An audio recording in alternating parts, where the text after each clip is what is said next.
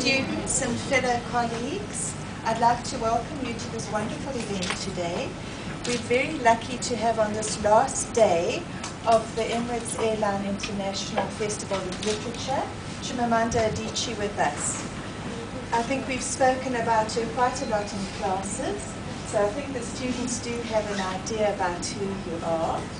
I'm now going to let Mariam take over and introduce Chimamanda to us. Thank you. Good morning, everybody. Being here today to introduce a special guest is a very great honor. She's a role model to me and a lot of young Nigerian women. Her first novel, Hibiscus, published in 2003, won the Best First Book Award in the 2005 Commonwealth Writers' Prize. She's best known for her epic novel about the Nigeria-Biafra War, Half of a Yellow Sun, winner of the 2007 Orange Prize for Fiction. She's one of the most celebrated new voices writing today. Age 31, she has just won one of the 2008 MacArthur Foundation Fellowship Awards, popularly known as the Genius Grants, worth 500,000 US dollars. She is hailed by the judges as a writer of great promise, whose powerful rendering of the Nigerian experience is enlightening audiences, both in our homeland and around the world.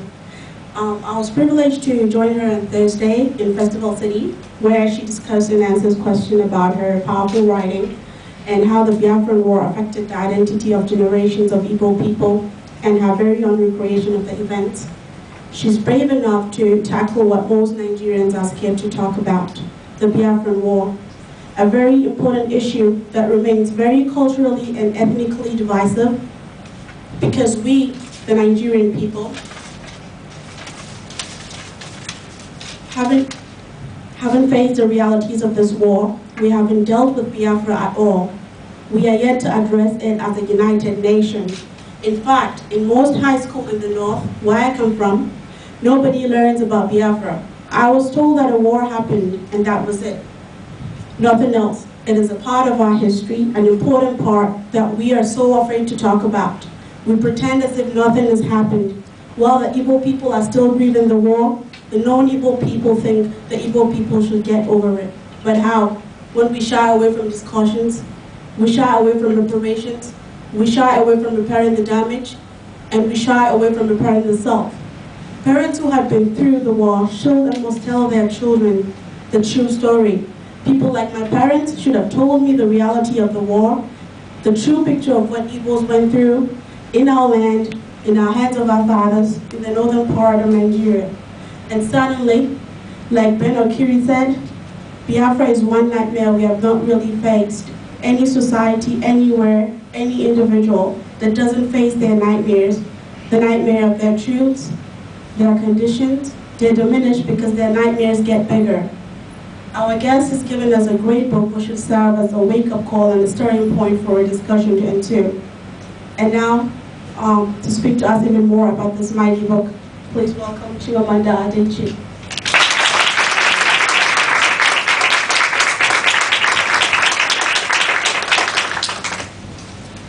I would just like to say that Chimamanda welcomes your questions, and we've decided that we're going to make this a question and answer session rather than a lecture session. I'm sure you'll be very happy to hear that. Thank you. Well, hello. Is this not?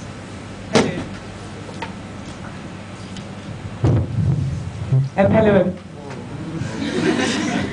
Hello, everybody. It's really nice to be here. Is this something?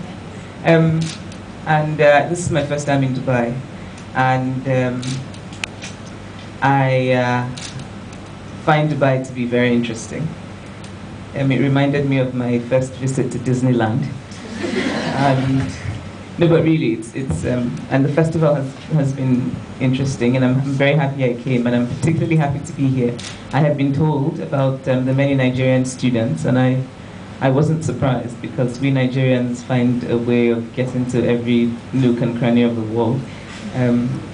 So what I thought I would do today, instead of having a sort of a lecture format, I wanted to have a more interactive session. And so I'm quite happy to answer your questions. I'm quite happy to talk about what you want to know.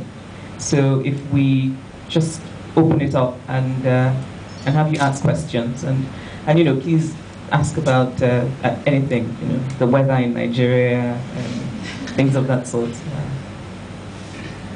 Hi, Chimamanda. Welcome to Middlesex again.